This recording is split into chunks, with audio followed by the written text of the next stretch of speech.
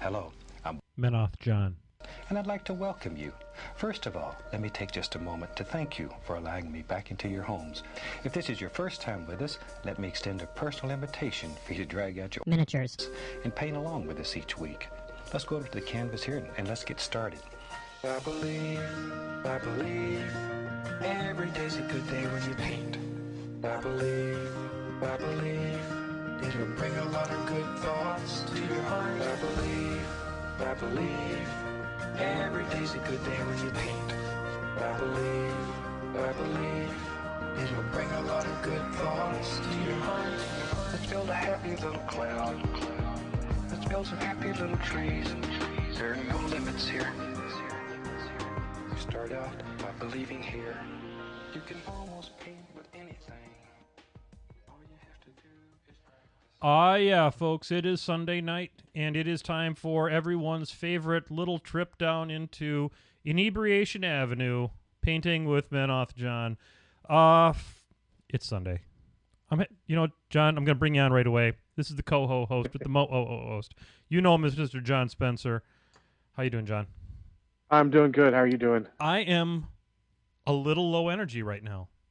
Ruh-roh. I'm a little low energy. I was out in the sun all day. We took Signar Jake and Lich Lord Charles out to the Great America and did the old water park thing where bathing attire continues to be a challenge for many in the greater Midwest area.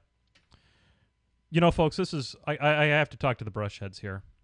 You know, this is serious business. Think about what you're wearing to the pool.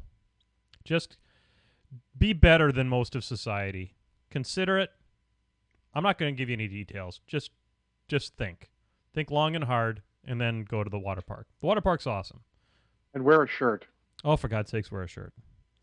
You know what? Take it from a fat guy. Wear a shirt. And this poor kid. Ay, Chihuahua. Oh. This poor kid. That's all I can say. All right, let's move on to happier topics. Did you have a nice week, John? I did. It was a good week. It's a very good week. I was in Carson, Nevada for most of the week. Yeah, I heard you dropped into Las Vegas long enough to head right out. Yep. As a matter of fact, that was indeed the case. I was in there just long enough to get the scent of the place and the sounds of the place. And that's a noisy airport, let me tell you what. I'll take your word for it. I have not been to that airport. It is it's like, you can gamble in the airports in Nevada. So you roll up on the Nevada airports. Even Reno has slot machines and all that kind of stuff. And I made a comment to one of the people at Southwest at the gate, and they said, well, you can game while you're here. And I was like, I'm sorry. I'm not going to do that. I understand math. So I decided that casinos are not big, huge edifices because they're giving the money away. So Exactly. yeah. So, and I've seen me roll dice. Luck is not my long suit. My dice hate me just enough. Any dice hate me just enough to go bad right when I need them to win money. Exactly. I can roll dice if nothing is on the line, but if there's something on line, and in your case, money, in my case, anything, it is just not a hopeful situation. So, big announcement to the Brushheads. We've got to get this out right away. We've got a couple of things. First off, we're going to shift back to the 7 p.m. time slot. We've been running the 6:30 bit here for 13, 14 weeks based on the Cosmos and the Game of Thrones, and both of those are gone now. So first off, I want to get a little beverage update here first before we get too much further. But I'm having a little shot of Kraken. How about you, Mr. John Spencer? Oh, I also have one. Well, to all of you out there, I hope you're having a glass of Kraken. This one's for you. Hey, Ron. Ron. Special double shout out to Scotty Potty. He was at the event I was at this weekend, sporting the monkey shirt. So we had two monkey shot glass T-shirts going on at the same event. I think that's pretty impressive. That's awesome. At my event, I saw Tau Dark and another guy, just a local press ganger who's a listener. So shout out to both of you guys. Hey, Tony. Ron. Ron. Boy, that first shot went down awful fast, John. Well, it's in a shot glass. I take it like a shot. That's one of my rules of drinking. There you go. So, Brushheads, 7 o'clock showtime, coming in 2 weeks. We are not going to be having a show next week.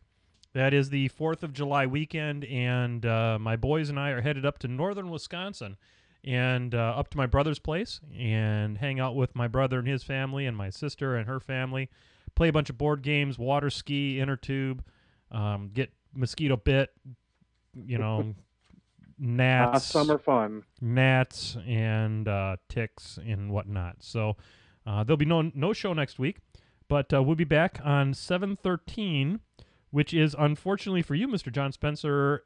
Not unfortunate for you. It's a wonderful thing for you. But I will not have my co-host with the host in the driver's seat with me. You're going to be at the ATC that weekend, are you not? Yes, I am. That I don't want to be stuck at the whims of internet and where we are after eating dinner and drinking. So. No. Hotels have notoriously rotten internets. So we're not going to be going there. So I am going to be I got a couple ideas about a very, very, very special co-host for that one. But we'll see. You'll have to tune in, Brushheads, on July 13th, which will be the next Painting with Benoth John. I'll see what I can do about getting some content out in that week in between. See if we can't maybe queue up a brunch machine, or maybe I can do an interview with somebody or something or other between now and then, just to kind of keep all the Brushheads loaded with content. You know, we may never have another week like we had last week, where I released 4 podcasts in one shot, and you know, I actually remember making at least 2 of them. So so we'll go ahead and we'll plan on doing that. But we have a lot of bat reps to talk about today, don't we, boss? We do, 4 each, if I remember correctly. As a matter of fact, that is the number. So what I'm going to do here before we launch into those is I'm going to bring up the painting cam. And today I am going to be... I've fallen in love with trolls. I'm absolutely an unabashed trollite now. And I bought all these trolls that I have from a good buddy of mine, Sean, at the store. And he gave me an amazing deal on it. But I'm converting them all over to being in the Tata Creel. So all their cloths are getting converted over into pinks, so that they are breast cancer awareness trolls. And tonight I have my Fenblades, and I have Mulg the Ancient. And Mulg's pretty good. I found that out this weekend. So, but more, I don't want to spoil anything. John, why don't you tell us about your first game this weekend? Well, I'll do my first game, which is part of the PwMJ challenge from last Tuesday. Nice. Well, not last Tuesday. Last Tuesday I didn't get a game in. Friday I got a game in.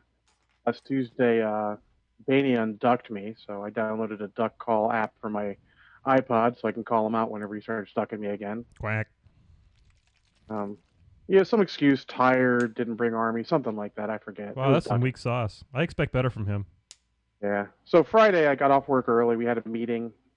We got back in time for me to leave early, so super traffic, roll into the store, and the only guy there not involved in the game is Frank, who's another local Legion player. Say that 3 times fast. So I gave him the universal "you want some of this" sign, and he agreed. Nice. I'm not going to go into lots of details because I wrote a very rambly and long battle report up for this, and it's on the Muse boards and the tactical forums under the PwMJ challenge. The PwMJ challenge. Short story. It's working fine. First Mate Hawk was a great add to the list. I love having 2 heavy warjacks. And occasionally my dice just give everyone the middle finger. He had 5 Gatormen. One of them actually took 2 hits to die. The rest died in 1. Rocinante shot 2 and killed both of them with 1 hit each, I think. Wow, that's awesome. Wow, okay, that's good. I charged Hawk into 1, and she one-shotted it. Didn't even have to do the second attack. Hilarious. And then the press gangers one-shotted 1. That was actually legitimately fire dice, because that's not average at all. Yeah, that shouldn't happen. And Rocinante one-shotting at range is dice -2, so it should kill 1 on average, but sometimes that's just amazing. And then last troll, it took Hawk her second attack to kill it.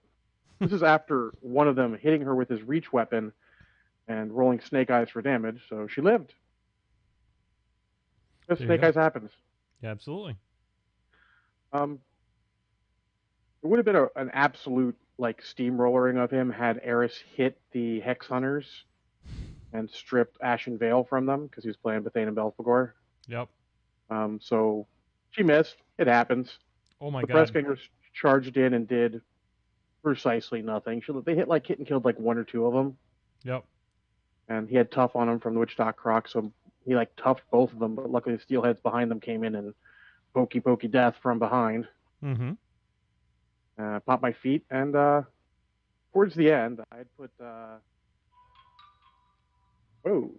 I'm I'd sorry, my put phone. I gotta shut my phone off. This thing.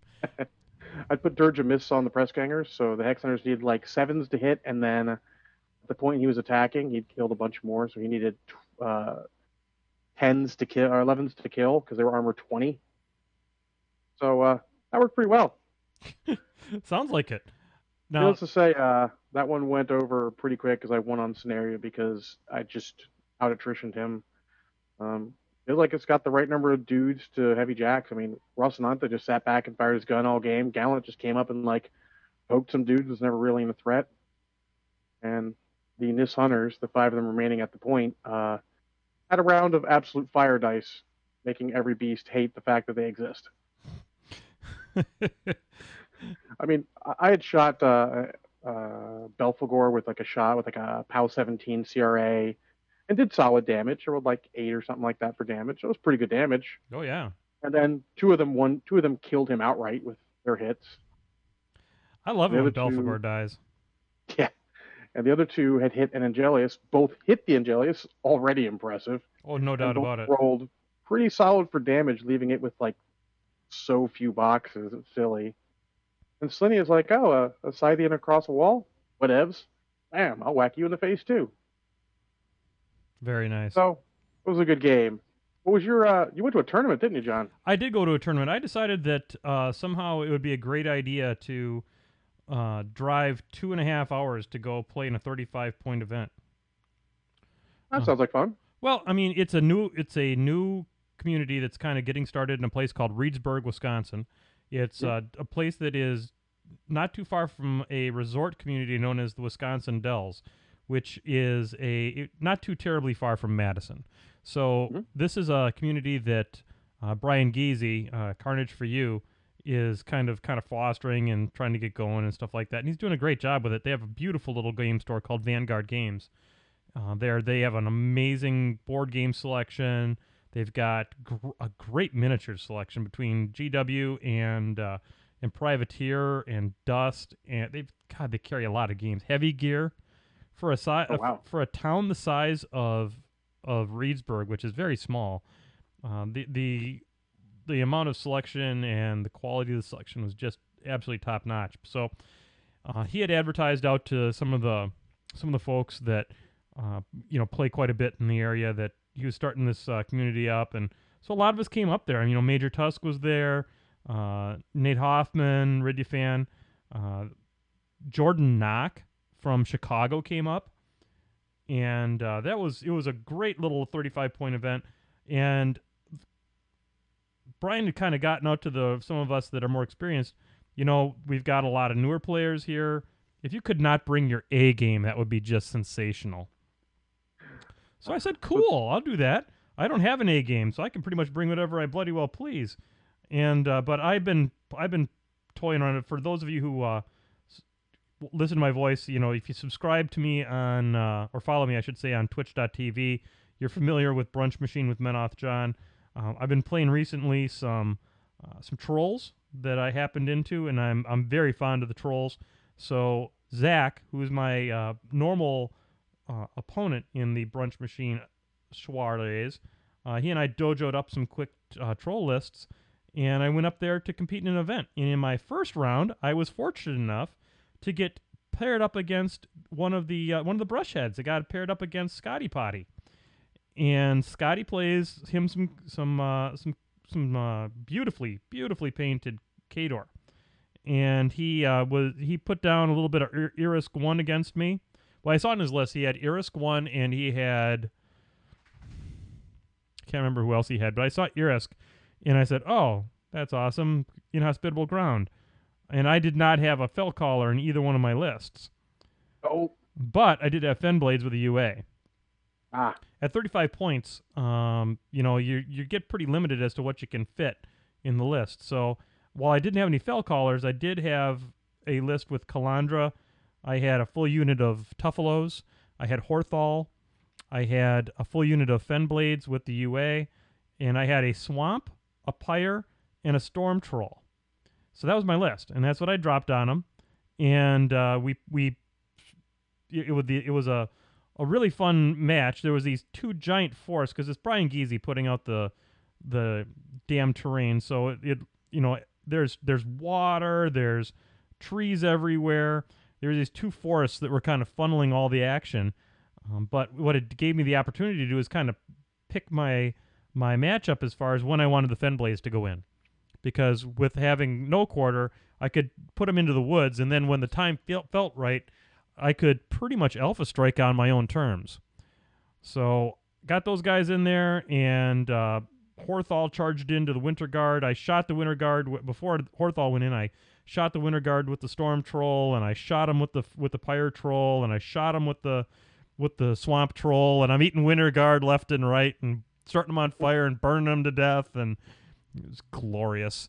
And then I sent Horthol into him, and I ended up winning the game on scenario 5-0 because I was able to deal with a Juggernaut that he put in there. I was able to keep the Winter Guard Death Star at bay because of the how I was able to use the Storm Troll's Animus and the Storm Troll and his gun and all that kind of stuff. It worked out really, really well. And Scotty is a great guy. It was really nice getting a chance to finally meet him in person. So if I had a shot of rum right now, this wouldn't be for you, Scotty. So that was my first game. I'm 1-0 out of the with my trolls, and I've played Calandra. I'm feeling pretty bullish about that. Starcross did absolutely bubkiss the whole game. It turns out defense 12 is low enough that nobody gives a damn.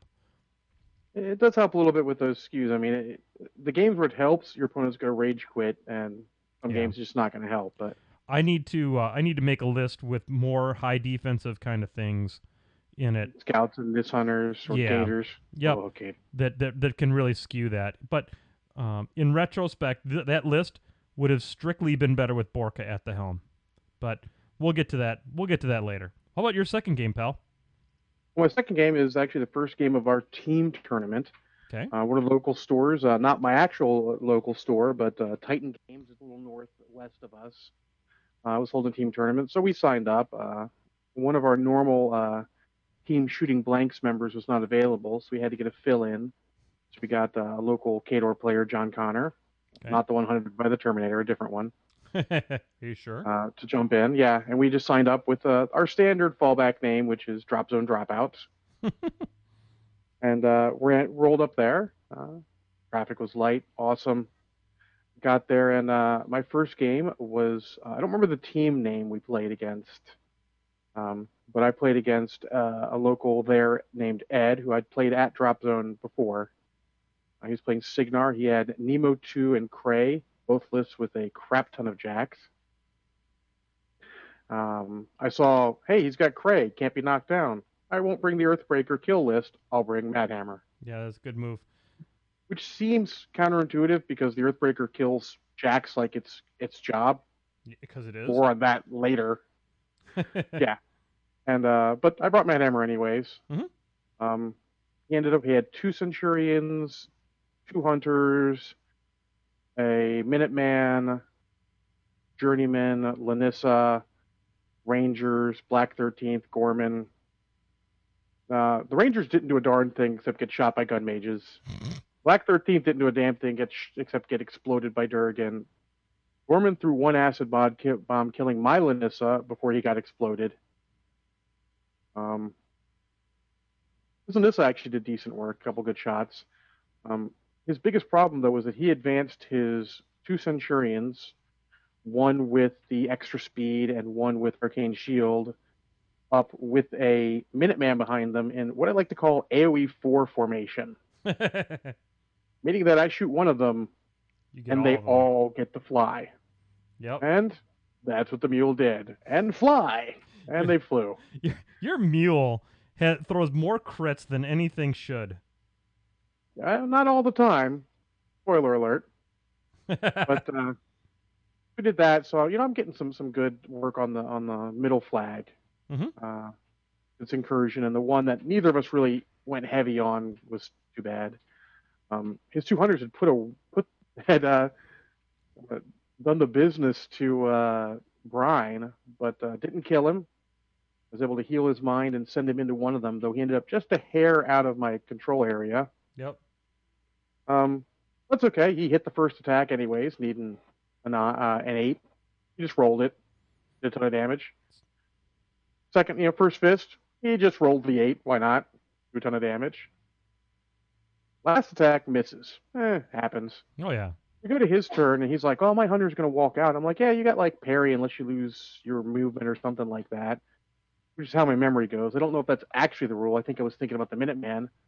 He looked down and goes, "Oh, I actually did lose my movement." I'm like, "Well, then my second fist would have hit." Ruh-roh. He was sort of hemming and hawing, so I'm like, "Here, flip it over to my time, and I'll just roll damage for that." And here's my first deep thought. When a situation that's easily rectifiable that your opponent should have spoken up about Yep. comes up, impose your will upon them. Don't let them him and haw like, "Well, I don't know, we forgot." Impose your will upon them. Yeah. This is their mistake. If you call a judge over, they are at fault because they didn't say movement was out. Yeah. You don't need the judge. This is easy to deal with yourself. Just go, "This is easy. Put it on my time. I'll roll damage. We'll see what happens. If you've allocated focus and you need to reallocate it, I'll let you do that." We're all friends here having games. I mean, even in the most serious tournament, we're just guys having fun. Yep. That came up in one of my games too, but more on that later. Yeah. So I continue to score it. He moves the Minuteman jumps forward to start killing gun mages. He does an okay job at it. But he runs the second hunter away from Brine, who is now done feasting upon Hunter. But he ends up right next to the 2 Centurions in AoE 4 formation. Oh God. So the mule, not on feet turn this time, goes, "Oh, I'll just crit. What the hell?" And sends him up flying again. I'm scoring points, and it's doing really well. He's one flag he's contested like a champ. I finally blew up the Minuteman, but then he gets up the Hunter over there. He's contesting the flag with Centurions, which is going to be hard as heck to deal with. My Hammer Dwarves aren't going to get a good charge in. Nope. They get mopey without that charge too. Yeah, but I'm like, well, he engaged one of my dudes. Well, screw it. He'll aim, fire. I'll do Thunderbolt this time because you're well in normal range. And bam! Don't crit. But I push him 3 inches away. I'll score on the flag again. Why not? There you go. And then, I finally finish up attritioning. I blow the Hunter off the table with Durgan because that's what Durgan does. Yep. And one scenario 5-0. In fact, my team won all 3 games that round. Wow, that's good awesome. Show. Very good show. On to your round 2. Yeah, my round 2. I get to the table and it is a fellow troll player, and so I don't know what happened here, but I don't know if I tipped my hand what I was going to be talking about on the show, but I think he got sad that I was going to talk about this game a whole lot, and I don't want to make any enemies, but I won this one on Assassination. Could have won it on scenario, but I played Doomy and I traded very favorably. I'll just leave it at that. And everybody makes mistakes and stuff like that, and maybe there were some mistakes made, not from a rule standpoint, but maybe from a tactic standpoint. Everybody does them. I do them. We're going to hear about some massive mistakes of mine later on, but that's all I want to say is I went up. I know that sounds... My list, by the way, for Doomy, in case anybody's wondering, at 35 points, just real quickly, it is Doomy, Mulg, an Earthborn Dire Troll, a Mauler, and a Creelstone with the UA, and then Janissa Stonetide. And also Linissa Rissel. She's a beast. Let me tell you a little something about Linissa Rissel. She is worth every bit of her 2 points, and anybody that tells you different is lying. Because Indeed, I'm already a fan. I love her. Man, I am going to tell you what. You pick the right targets for her, and she goes to 11. Spoiler alert, a little more on her later. Yeah, a little more. Spoiler alert for me, Battle Report 3 will feature her prominently. So I will leave it at that, and I was 2-0 after those rounds. Excellent. So my round 2 is actually going to be short, too, because Taudark recorded it. We were top table with another team, Good Omens, which is actually a local team. They come around a lot. They're old nemesis of us, nemesis, whatever you want the plural on that to be. That includes it's Chris's brother, and then the champ, Anthony Gibbs. No relation to Andy Gibb. He's dead. No. But Anthony Gibbs, he's the champ, the drop zone champ. He's got both title belts. He's the man. Though Chris on his team is the one who actually won the last game, and if he had the Painted Army, would have had the belt. There you go. And so the matchup is me versus Chris. Mm-hmm. And we've played before. We have great games. I actually, if you remember the battle report from our Commander's Crucible, my Kaya 2 versus his Fiora 2. Yep. Where I rolled hot dice and killed his caster. There you go. So I just choose Gordon. I know Menoth, I don't think the Durgan list can really easily go through all the armor he's got in his Fiora list, so I have to plan for that. So I choose Gordon, and he chooses Fiora 2. He's got Adjudicator, 2 Reckoners, Iona and Holt, Eris 2, Choir, and full cheating, throwy, bomby dudes. Zealots. That's them. Love those guys. Cheating, throwy, bomby dudes. This game's easy, like I said, I'm not going to go through a lot. On turn 2, I look forward and I look to the guy running the camera, who's not actually Taudark, who's one of his buddies, and I'm like, you're about to see something either brilliant or amazingly stupid. I run Harlan Verge, who's on fire and somehow survived through it because he's Harlan Verge. He's a pimp. That's right. And run him in front of Gordon. And Bowie just put a link to the video in the chat room, so you can take a look there. And I charged him. I popped my feet, drug his zealots forward, but didn't catch his monolith bearer. Oh, so yeah. A lot of them ended up out of formation. Yep. That was bonus. I drug both his Reckoners forward, and the Earthbreaker charged forward, and killed each one of them in 2 hits. That is amazing. Yep. But luckily on his turn, he's able to get enough stuff on me and spike. I think he spiked 3 damage rolls. Okay. Spiked 3 damage rolls. He missed 1 roll he might have made, and managed to kill Gordon. So, it's and my deep thought from that one is risk reward. It was a fairly big risk, but the reward for it was bigger because if he didn't kill Gordon, it was just game. If he hadn't gone all out to try and kill Gordon, it would have been game anyways because he couldn't have come back. At that point, if you're staring down the barrel of the fact that you've lost both of your heavies like that, no way. Yep. So that was that. I went. I'm 1-1 at this point, and I don't feel bad because the rest of my team dropped their games too because that stuff happens. And Team Good Omens is a good team. Spoiler alert: they took first. Well, there you go. At least you lost to the first place person. Yep. And just so you know, John, Troll Josh is in the chat room, and he said mistakes were made, and he's not sad or just worried you might be offended. He's not offended at all. Okay. It's all good. I just at no point do I ever want to come off like I'm gloating or anything like that. This was a case where things worked out very favorably for me. Yeah, and it's all in good. We don't say anything mean to anyone. It's all in good fun.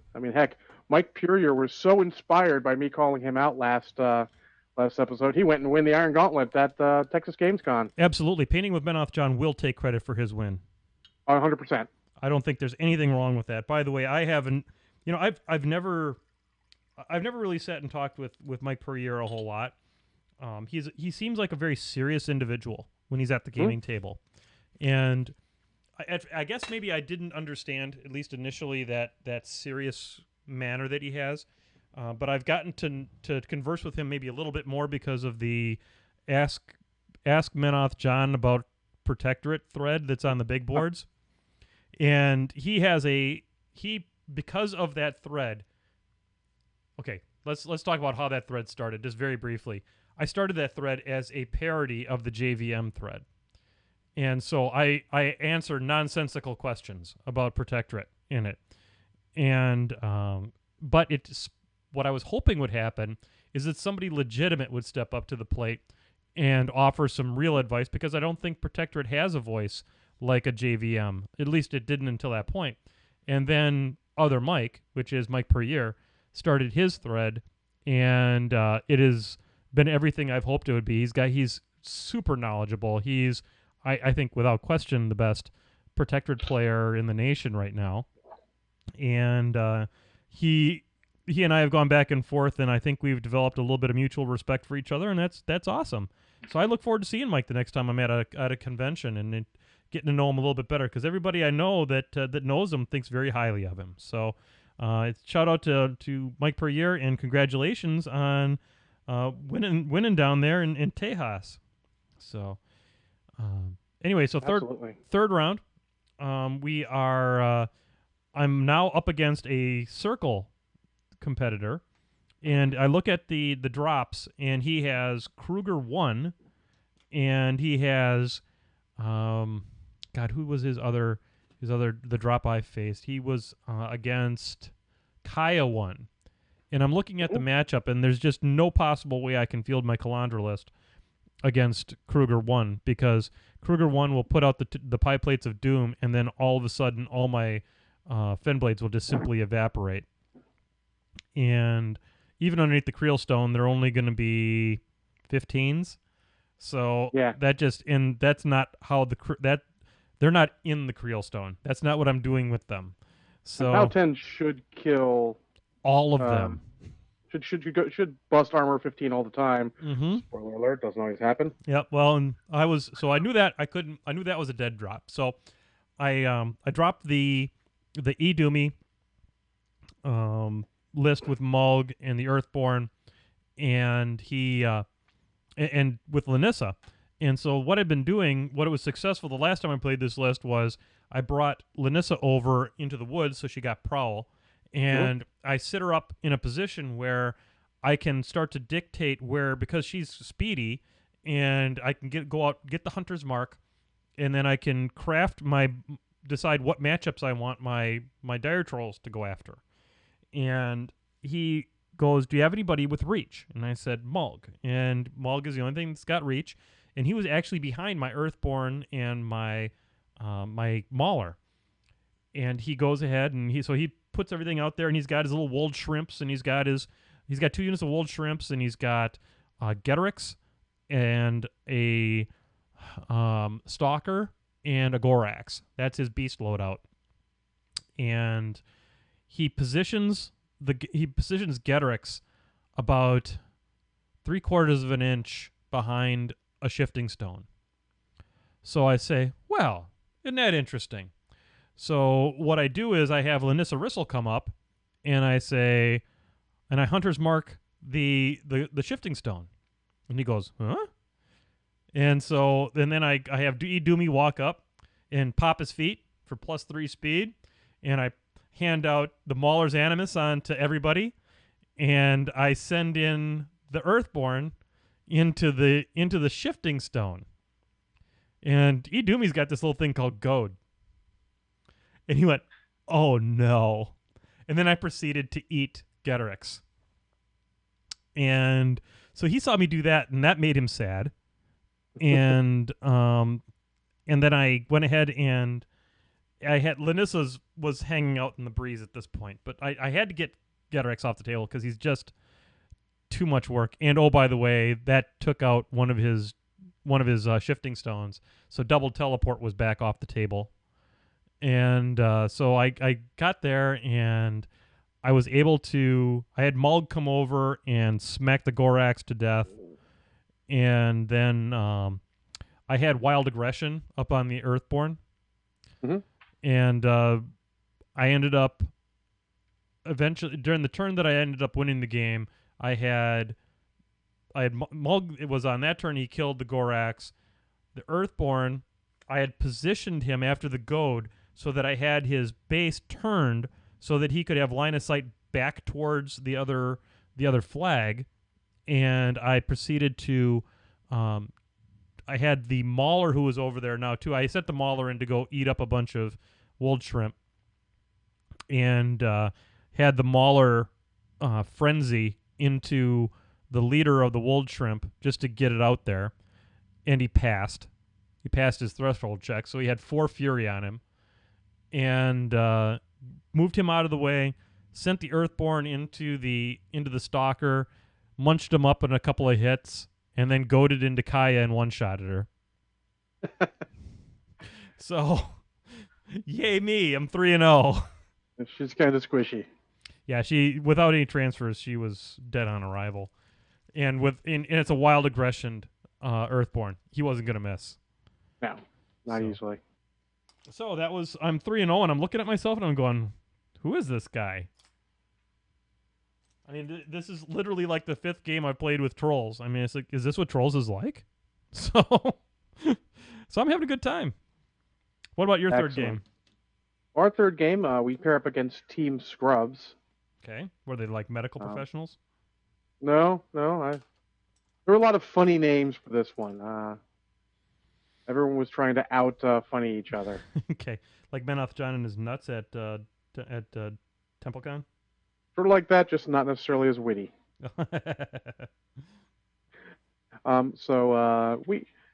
have team feats available, but the only round I seriously considered it was last round because John Connor and Chris are old enemies, and he felt okay about his matchup, but he also felt okay against his Signar matchup. I mean, he lost, so I guess it was not okay, but he said he would have made one mistake, so it happens. Oh, yeah. But I end up facing Scorn. He's got a Xerxes Fist of Haluk list and Makeda too. And I just drop Mad Hammer because that's what you do. Yep. But I just don't care. I mean, I feel like Mad Hammer list, unless you have a really big armor skew, it matches up against everything. And that's arguably a really big armor skew. Yeah, because I can do a lot of damage, and I only have to kill one Scorn Beast to make the match. Uh-oh. We had a technical glitch, folks. Oh, my gosh. How did that just happen? Let's see if we can bring him back in. Are you back? Yeah, wow, that's the first time we've had that happen on Google. But at least it reset, like, in a hurry. Yeah, it just kicked me off. Where did I leave off? Yep, so you were talking about how you had picked this list because you thought it was a favorable matchup against taking that one beast off of the Xerxes list. Yep. Yeah. I only have to, off any list. I only have to kill the Gladiator. As soon as he's got no Pathfinder, I just cast Inhospitable Ground every round, and I don't care. Yep, exactly. So, he chose Fist of Haluk. I knew he was going to anyways, because I find Meat Mountain type players have a overconfidence thinking that other lists can take on that list. Yep. When, especially the Fist of Haluk, which is not quite as tough as the Meat Mountain, because it really only has one tough unit, not a whole bunch. Good point. So, we set up, and it is the one where we've got fire support, something like that. It's got the 2 flags in the middle with the objectives, one on each side, contesting 1 flag each. Yep. And we go through, and I just deliver a bunch of shooting. I should have feeded on turn 2 when I put a bunch of shots into his dudes, because my AoEs were all in great spots, and I was doing a little bit of damage here or there, but an extra die would have probably killed a bunch more dudes than I did. Yep. So that was a mistake on my part, but my gun mages on the other side were just shooting up the regular dudes, and apparently dice -5 for gun mages equals 0 damage, because they were not getting damage through. That's too bad. It was unfortunate. But I keep going, keep attritioning, just tie him up with stuff. Put Brian in, and Brian just whatever plan he had, Brian just totally disrupted it because he had Brian in his face. Good. So he brings up some dudes to kill him, and he's like, well, how far do the hammer dwarves charge? And I'm like, well, they threat like 9, and I've got Lanissa over here on the other side of the table. she can add him. So he fires all this stuff trying to kill Anissa. Everything scatters off of her because she's got prowl. Yep. On his turn, he's got Tibbers up there, but he's pretty far away. I have Anissa just beeline directly towards him. Fire off a hunter's mark. It's in 10 inches. Hits. Bam. I prime hammer dwarves, and you know what 6 hammer dwarves do to Tibbers with prime? They mess him straight on up. Left him with 1, so Victor Pendrake gave Beast Lore to the gun mages. I had 3 or 4 that could shoot him, and the second one hits with a crit and rolls 12, killing him. Boom. Here's a note. If you've got weird terrain where the dice might fall behind it so he can't see it, rather than keep doing that, if it's not going to matter anymore, just turn it so it's not going to be a problem anymore. We had a long building. Yep. That was no longer a problem, but I noticed he couldn't see anything back there. So rather than him, assuming I'm pulling the dice out at the same number, Yeah. I just turned it and rolled my dice into the building then, just a little gentle turn off of that, and helped everything. Oh, that's a really smart idea. I hadn't even thought of that. So I noticed when I rolled the 12, he was like looking at me kind of weird. I'm like, yeah, it's 5, 4, 3. He's like, oh, okay. He wasn't like combative about it, but I'm like, okay, let me turn this building. It'll help. That's a really smart move. I keep going, and we're attritioning the hell out of each other. It's crazy. At one point, he hits one of the primed dwarves, blowing him up and hitting 5 other dwarves because kill Tibbers, I had to just go really clustered. Yep. Yeah, 5 of them toughed. They're like, no, we're fine. We're okay here. It's fine. We got this. Don't worry about it, pal. And another low point, really. Rorsch charges into a tyrant commander. Yep. Needing 5s to hit. Misses all 4. All 4. God. But he lives with enough life to cut for 1, so he cuts for 1. I boost the attack, or I rolled a hit, I boost damage, kill him finally. And Rorsch ends up actually being alive at the end of the game. Oh, no kidding. Yeah, but I end up finally attritioning and getting guys enough away that Madhammer stands next to that flag, shooting anything that comes near him, alternating between boosting damage and inhospitable ground as necessary. And I end up winning technically 6-0, but you can't score more than 5. At his turn, like at the last thing, he actually scored. He was about to score some points. Mm-hmm. Might actually been 6-2, but he was about to score some points, but he just couldn't do enough. He couldn't get anyone to contest the flag because he was too tied up. So the deep thought is just keep going, keep attritioning. If you lose your focus, then you're gonna lose. Then you're gonna lose the game. Just kill everything you can kill, and eventually it'll work out. There you go. Because it turns out when there's no more models on the table, it makes things scoring a lot easier. Yep, and you keep your eye on the prize there. It's all good. Yeah, absolutely. Sounds good, man. So you're 2-1 at this point? Well, that's the end of it. There's only 8 teams allowed. Okay, because that's 24 people. That's a lot of people in the store. Yeah, it is. So it ends, and we just barely squeak out beating Nerd So Hard for spot number 3, which they have claimed eternal vengeance on us for.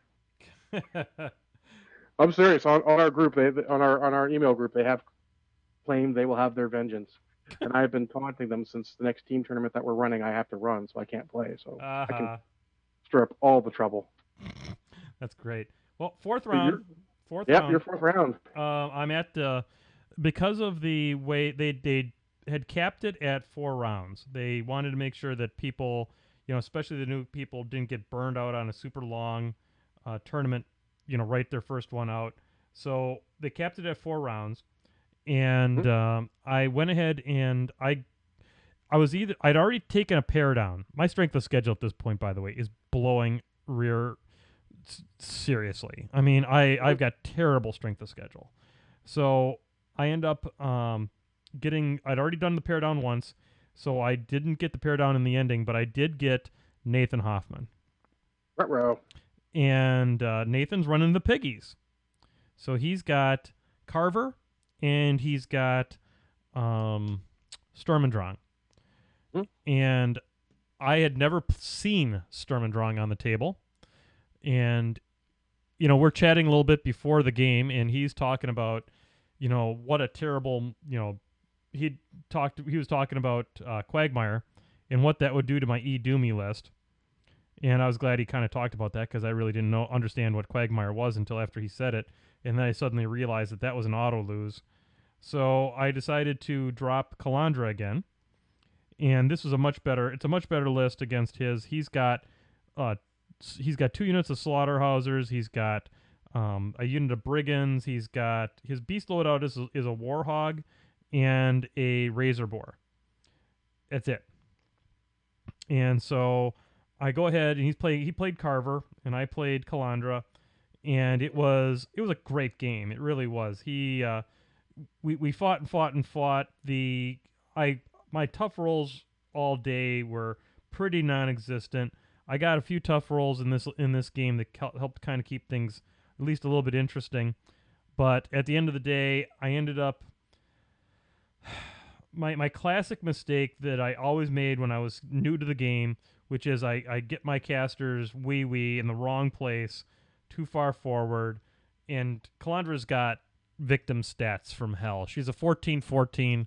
It's like playing with the Harbinger except without focus shielding her, and I had no fury on her because I needed to put flaming fists on my 2 light beasts so that they could get up to POW 14 and do at least a little something against his Warhog, and I ended up no fury with a charge. I brought Kalandra out. I didn't have to do it, and it ended up giving Carver a charge lane, and it took every one of his attacks, but he ended up killing me on the last hit by like a 2 or 3 damage, and I ended up losing that game. So I went 3-1, and I was gonna probably death clock anyway. I had like 4 minutes left to his 14 minutes because I'm slow with the list because I don't know it very well yet, and as a result, he was probably going to win anyway. I ended up 4th. So Nate took first. Let's see, Travis Marg, who is now in one of the Infernals, he took second, and then Jordan Knock, who also was 3-1 at the end, took third. So they just had more control points than I did, and I ended up, frickin' Travis had like 16 control points or something like that, and Jordan had like 12, and I had 7. So yeah, our team won a lot of control points. This is why you beat Nerd so hard. So it happens. I mean, it's sometimes it's just the way the games go. Yep, absolutely. I mean, I was presented with a couple of very tasty assassinations, and I'm not gonna sit there and put myself at risk just to drive it. I could have, but maybe next time I will. I don't know.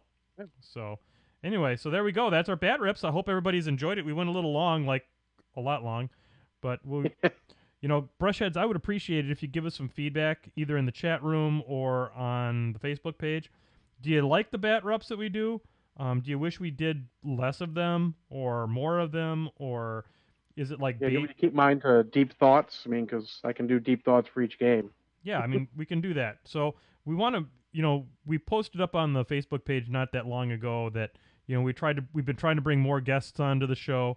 We've been trying to give you guys a more interesting show. So please keep on giving us that feedback, and we'll keep on doing it. I mean, the Brushhead Gallery is a direct result of that discussion of how to improve the show. So keep them coming and let us know so that we can react to it. So, but there's one thing that's never going to go away in this show, and that's a little segment, John, we like to call Flippity Bloop. Indeed. So, Flippity Bloop, by the way. Hey, Ron. Ron. I feel like we haven't been drinking enough at the change of each of the segments. So we need to continue to make sure we're getting that Ron in there on the change for the Flippity Bloops. Sure. So there you go. Flippity Bloop. All right. There we go. This is from 2 weeks ago. Okay. It's Ben Hansen. He asks, do you guys have a crutch caster you just can't shake? And how do you wean yourself off powerhouses of your respective factions? Do you want me to go first, or do you want to go first, buddy? I can go first. Go ahead. My crutch caster is Mad Hammer, because Mad Hammer is so much fun. Yep. I mean, that end of that last game was directly because I didn't have much left. But Mad Hammer can project so much. Oh, and we had a small freeze there. So Mad Hammer can project a lot of power. I'm going to go ahead and I'm going to bring John back in here in just a second. But to answer your question, Benj, if you look at what my crutchcaster had always been in the past was Epic Fiora. But I've really started to crutch more and more on Sevi 1. I would have told you before that Epic Fiora with Adjudicator was simply something that I could not resist. But in recent past here, I have been doing much more of the Sevi 1 Adjudicator type stuff. I have a feeling that Doomy 2 is going to be a crutchcaster for me. How do I wean myself off of that? I try to find a different play style to play with. And sometimes, maybe if I'm going to an event that's a little less competitive, I might bring somebody else just to kind of get used to it. That's kind of what I'm using the Brunch Machine broadcast, to be honest with you, to do, and to use those games at my LGS where I am doing. I have a tendency to pick maybe a caster that I'm a little less familiar with, and try to get some time on that. So I'm going to restart my iPad right now and see if we can't bring John back here in just a little bit. But anyway, in the meantime, I will try to. I'm going to bring up Facebook, and this is great television/radio here, and we will see if we can't get some flippity bloops going while we're waiting for my iPad to restart and to get John Spencer back on the show. So, for those of you who are watching me paint, what I'm doing here is I really like the purple skin on my trolls here, and what I'm doing is I'm trying to go here. I'm going with a purple wash. I'm using the Druishi Violet wash from Citadel, and trying to I put that over the blue, and I really like the effect that it gives me. I think it really gives an interesting shade to the trolls. And we're going to try again and see if we can't bring up John. We are attempting to bring the co-host on with the host. And it looks like we're still struggling. So, John, if you're hearing the sound of my voice, why don't you restart your computer and see if you can't bring it back on. We haven't had one of these technical glitches like this in quite some time. Let's see. Let's go ahead and bring up the Facebook, and we'll continue to try to do some flippity bloops here. By the way, Brushheads, I managed to get a hold of a beta key, and I plan on doing some streaming of the good old War Machine Tactics coming up. So I hope you all are ready for that coming up here, hopefully coming to the Painting with Menoth John Twitch feed in the not-too-distant future. So let's see here. Let's get over here to Painting with Menoth John, and we will bring up the feed for the Flippity Bloops. And we'll see what we've got here.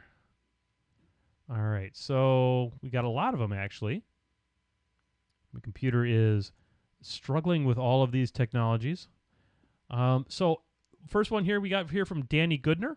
If I don't watch the show, does it actually happen? I think that's a very deep and philosophical question, Danny, and I'm sure glad that you're asking it. The show will go on unless there's a lot of technical glitches, in which case, if you don't watch the show and we have technical glitches, then it might happen. You never know. And John must have had one heck of a... Oh, hey, John says he's joined the call. John, are you back? There you are. Yeah, that was internet on our end. My apologies. Oh, no problem. I was vamping as best I could. I just answered a flippity bloop from Danny Goodner. Danny was asking if I don't watch a show, does it actually happen? And I told him that it's hard to tell if it actually happens. But honestly, John, I don't know what your opinion is on this, but if I don't have Danny Goodner in the chat room, I don't think it's as strong a broadcast. Do you? No, definitely not. Danny Goodner adds a lot. He does. Especially now that you're into trolls. He helps add the troll quotient up a bit. Here, interesting fact about Mr. Danny Goodner. He's exploring a lot more about board games right now. He sold Hmm? off those beautiful farmer trolls that he had, Yeah, I and saw that.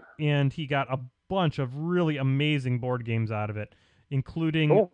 the Ogre Designer Edition, Oh, and that's legit. yep, and he also got a bunch of Dominions, and he was just going nuts. He was very excited about those games, and he was sharing how much he was enjoying them with me on Facebook earlier this week. So, honest to God, Danny Goodner, so happy that you're a part of the show. And honestly, I'm going to answer the Flippity Bloop by saying if it doesn't have a good amount of Danny Goodner, then it is not. You made the show may happen, but it might as well not have.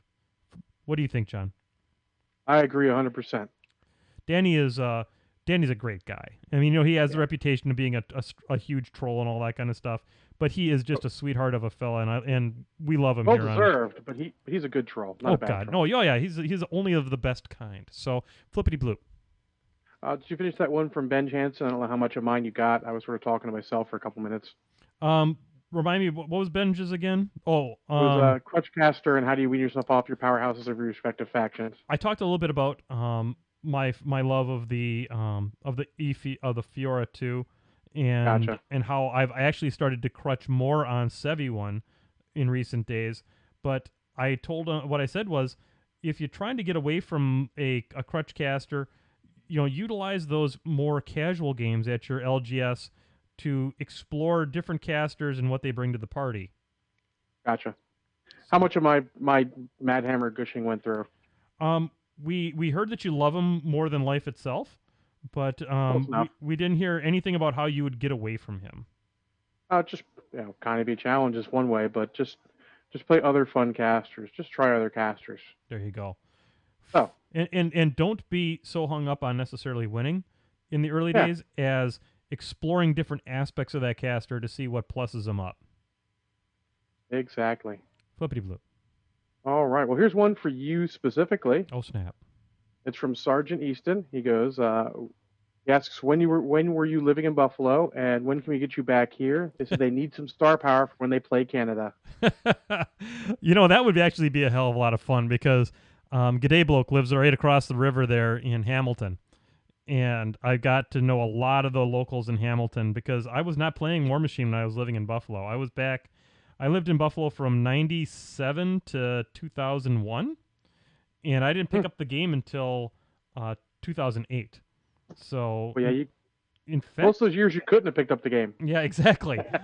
And I was just playing. Board gaming didn't even mean as much to me back then as it does now. So, um, I, you know what? I'll tell you what. I'm going to commit to you. I'm going to come to the Buffalo area because I miss chefs. And for those people who are in Buffalo, they know exactly what I'm talking about. In the old First Ward in Buffalo, there's a restaurant called Chefs. It's an Italian restaurant. It is brutal. Oh God, it is brute force Italian at its best. They make a meal there called spaghetti parmesan, and spaghetti parmesan is spaghetti that is tossed in a really nice little red sauce that they have there at Chef's, and then they layer like provolone and a bunch of other cheeses on it, stick it underneath the broiler, and they bring it out to your table, and they should probably bring a defibrillator. And it's where the Buffalo Sabres eat before games and stuff like that. So I got a chance to see a lot of the Buffalo Sabres in there and stuff like that. I saw Dominic Hasek in there one time, and now he's in the Hockey Hall of Fame.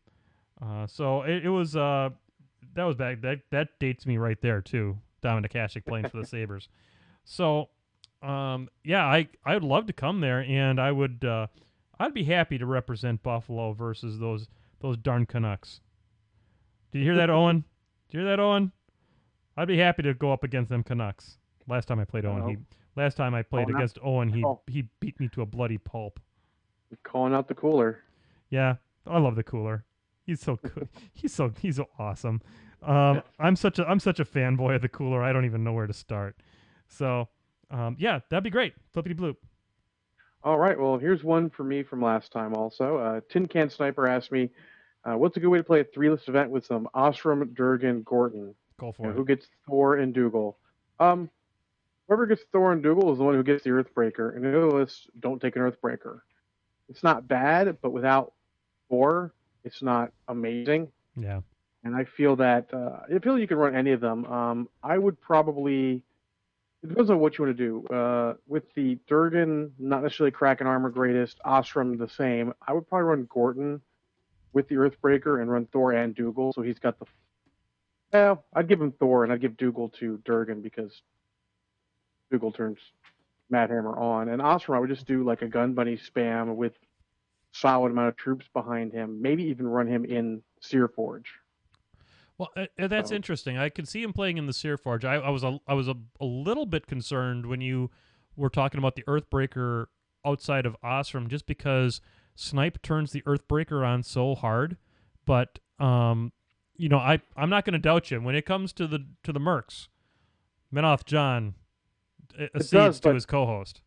it does. But the running the three of them actually it changes the entire equation. If you're running Osram and then two other Mercasters, by all means, give them the Earthbreaker the full package. Mm-hmm. When you're running all three of them, you've got to make the best matchups you can with each one. Good point. Good point. And you can run them with an Earthbreaker, but Thor would definitely go with Gordon, and Gordon would have an Earthbreaker, and Durgan does not because he's going to be your anti-infantry medium to light heavy armor list. Gotcha. Awesome. Good perspective, buddy. Flippity bloop. All right. Mike Bond asks a double question. Yes, if you could only go to one con a year, what would it be and why? Okay. I'll go ahead. I'll ask. Let's answer this in parts here, John. So I'm going to answer this one first, and then you can answer for you. I know that because of things that you don't always get a chance to go to all the cons that you'd want to. I'd like to hear what you would say about just in general, if you can. But I'm My going to choice of one. Mm-hmm. I'll think about it. Go ahead. Think about it. War Machine Weekend.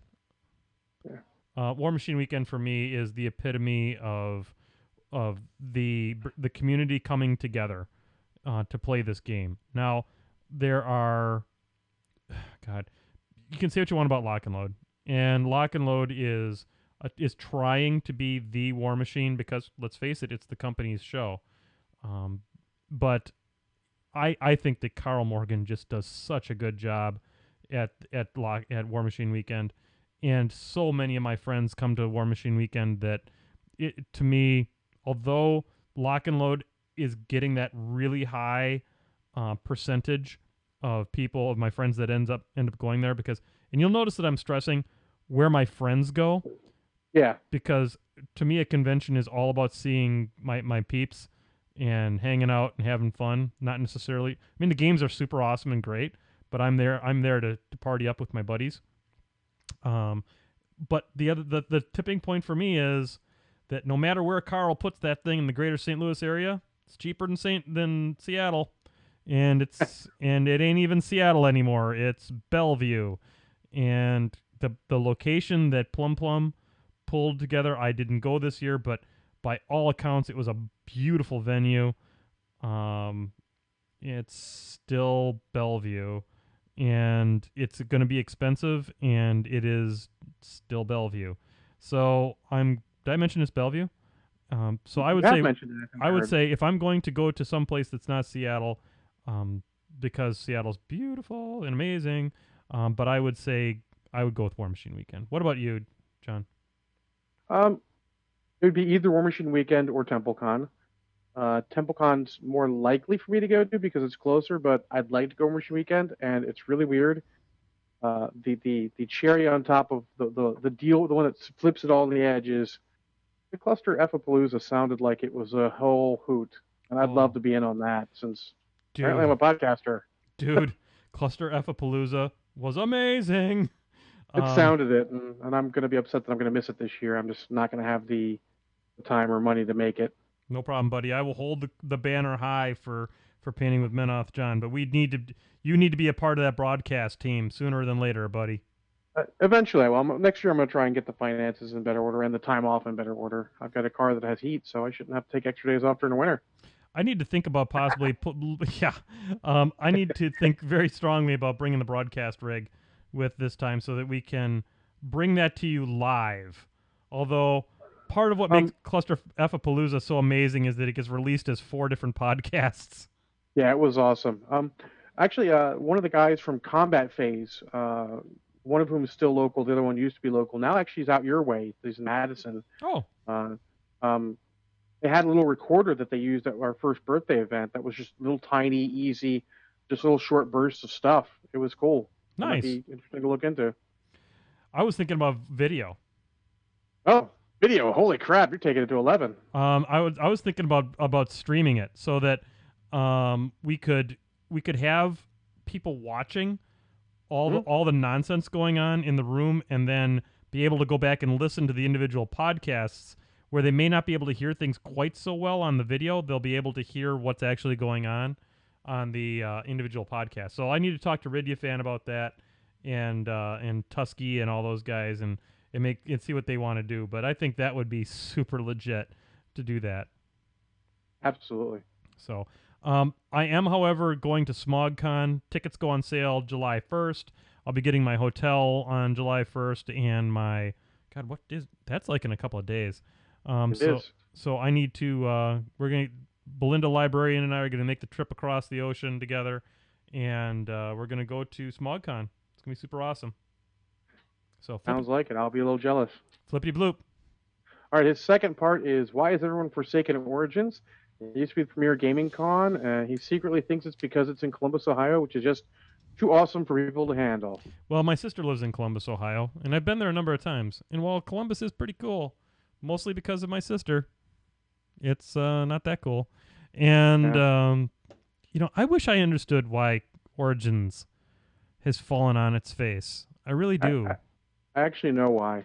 Okay. I think I know why. Okay, talk. Because it's not moving anymore. It used to move from city to city, so people would be like, "Oh, Origins is coming here. We're going to go to that." And now it's just another con. Interesting. It doesn't have a focus. It doesn't have anything that makes it stand out. Because I went to Origins twice. Really? I went to Origins at the Baltimore Arena or Baltimore Convention Center in '92. Cool. '92, before I graduated high school. And I also went again as a dealer in '94, '95-ish with a store. It was a great time, but when it stopped moving, it's like it's no longer an interesting thing coming to a city. It's there every year, and if you have something there every year, people start to maybe discount it, especially if it doesn't have a focus. It's not like we're the premier X con. So I think that's why it is. So, I mean, I'm going to play a little bit of devil's advocate. Then why do you think that Gen Con has continued to experience growth? And, I mean, yes, it's Gen Con, and I get that. But do you think that's why you think that's what's the big difference? It's Gen Con. It's the brand name. I mean, also it sells out every year, so it's sort of like it's like rolling a stone rolling downhill, gathering speed. Mm-hmm. Because every year you can't necessarily get into it or get into everything you want. It builds its own momentum. It builds its own interest. Because like, I couldn't get to Gen Con, or I couldn't get all the events I wanted in Gen Con, so they want to get in next year. Makes sense. Yeah. Well, that's good perspective. I mean, I certainly don't have a perspective on this one, so it's good to hear yours. Flippity Bloop. All right, Christopher Taylor asks two questions again. It's a two-part, same sort of topic. He says, how do you transport Colossals? He has a KR multi-case, but I think Judicator will be too tall for it. Yeah. I have battle foam, mostly because I won most of my battle foam at Adepticon over the years, and that is how I do it. I hate lining that company's pockets. I really do. But they do make the custom foams for them. What I do though is I don't buy a custom foam for every one of my Colossals and Gargantuans. What I did is I bought a Stormwall one, which I have multi-purposed to be able to carry my my Stormwall as well as my Vessel of Judgment. And then I have a Hyperion one, which carries my Hyperion plus I cut it out to also fit my my Judicator. And then I have a Galleon foam that I purchased because the super sweet Fallen Studios painted my Galleon, and he had to send it back to me. So I sent him a Galleon foam, and I'm repurposing that to carry both my Earthbreaker and my Galleon. So, cool. That's what I do. I mean, I try to do it as economically as possible, but that's how I do it. How do you do it? I wish KR would make something because KR's cases are super legit. They have the right combination of awesome plus cheap. Yeah. Yep.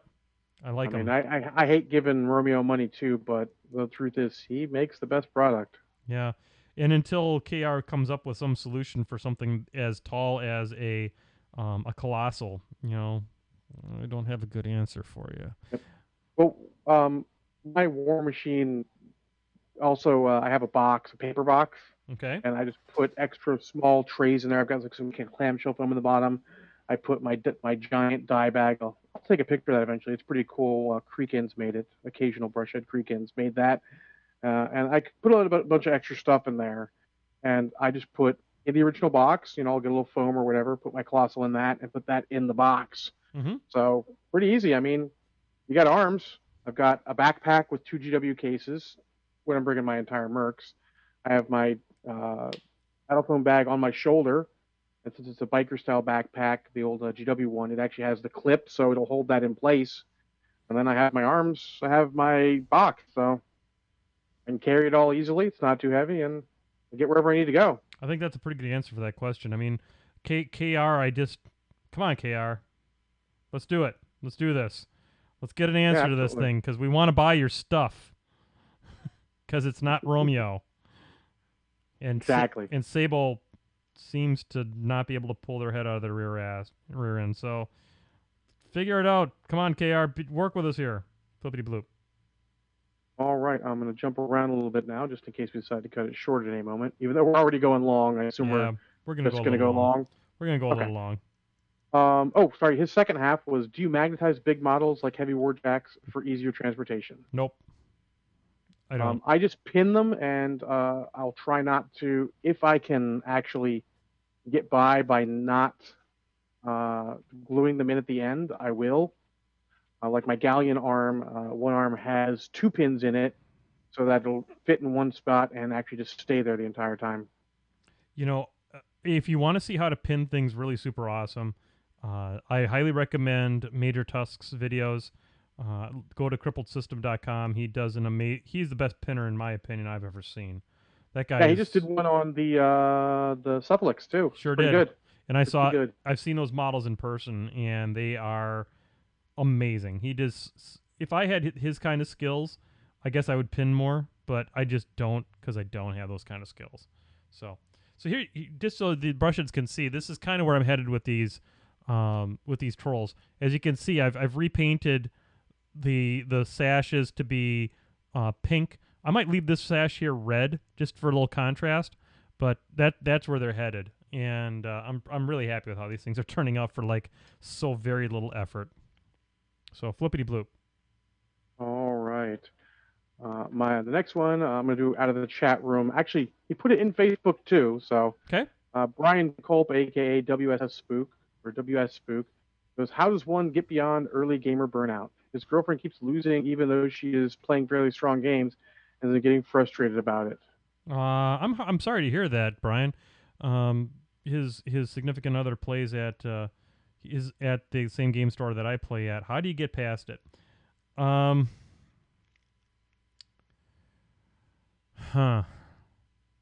You want me to go? I've actually got an answer. Yeah, go ahead, please, because I suck. One of my locals has that. He was a really good player for any game he played, but he gets into War Machine and he's just been losing his butt off. He's on his longest losing streak of any game, he said.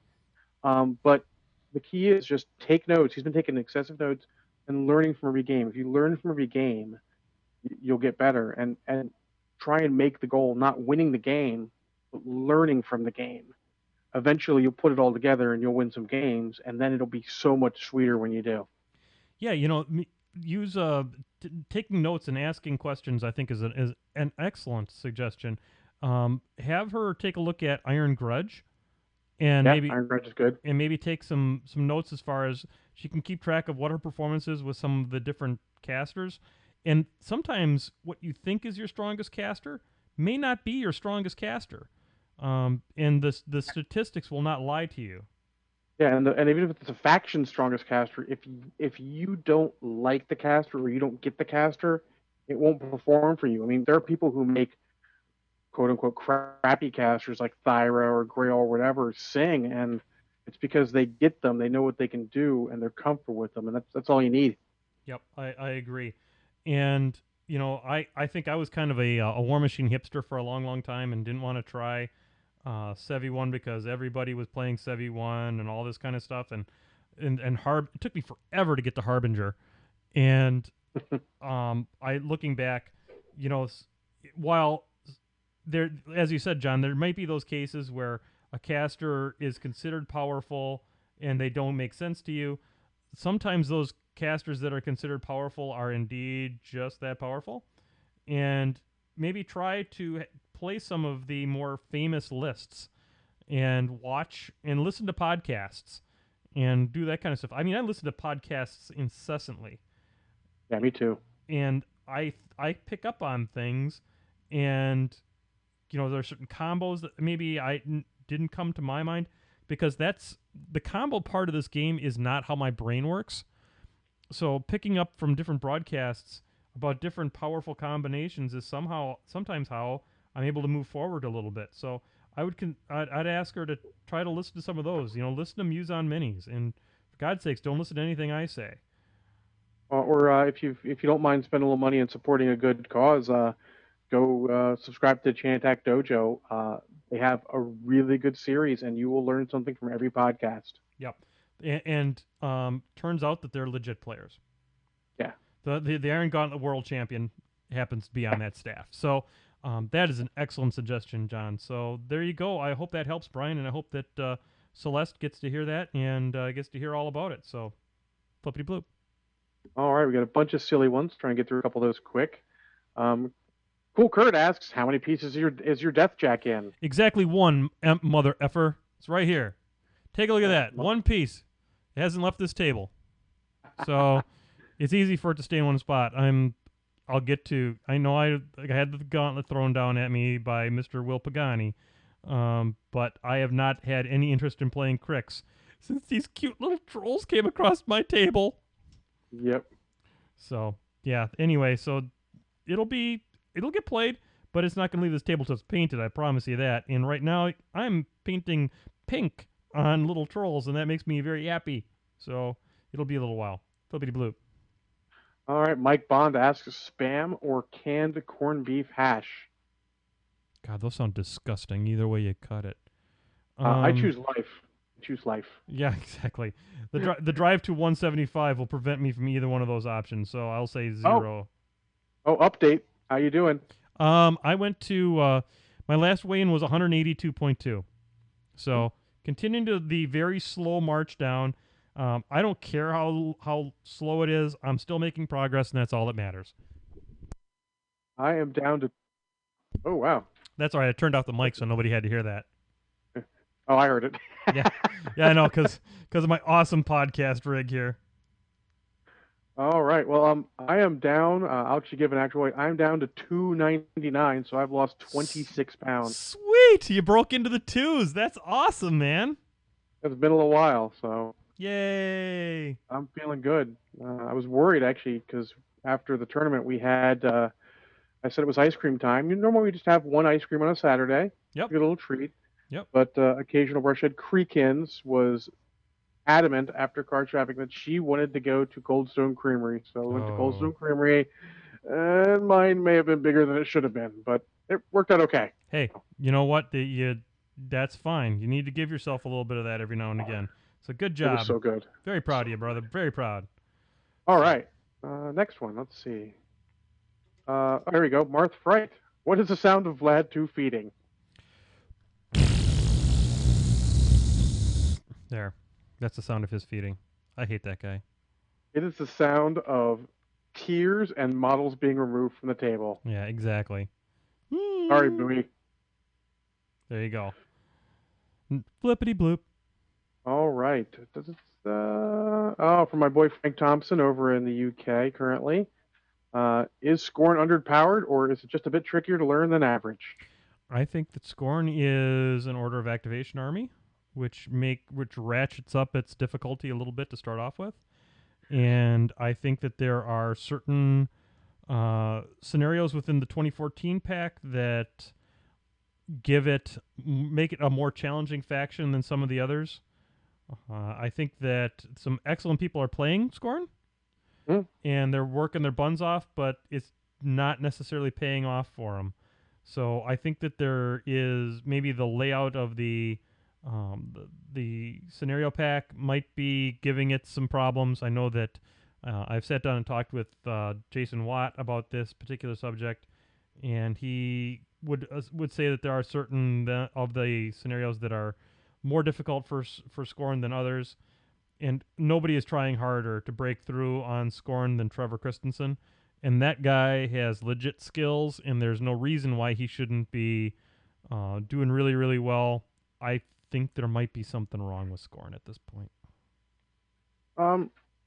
Not playing Scorn, only playing against Scorn. They might be just not quite there, which is weird since they won domination, quote unquote won. But it's just keep going. I mean, every army is different. He comes from mercenaries and Ret, so everything's gonna be different. I've been chatting with him on Facebook. It's just a different way of playing. Once you figure them out, they'll be fine. Yep. I mean, they sweat the details at Privateer when it comes to balance. But and I know they sweat the details on the steamroller too. And by no means am I trying to say that steamroller is broken or anything like that. I'm just saying that some of those scenarios they may have more challenge in them for Scorn than maybe some of the other ones. But there are other scenarios that maybe favor Scorn. So anyhow, Flippity Bloop. All right, David Wank, he asks, so now that Metatronics went 3-1 in back-to-back tournaments with two different factions, is he a big deal in his local meta? I've always been a big deal in my local meta. I don't think there's any question about that. Wanky was giving me a hard time the other day.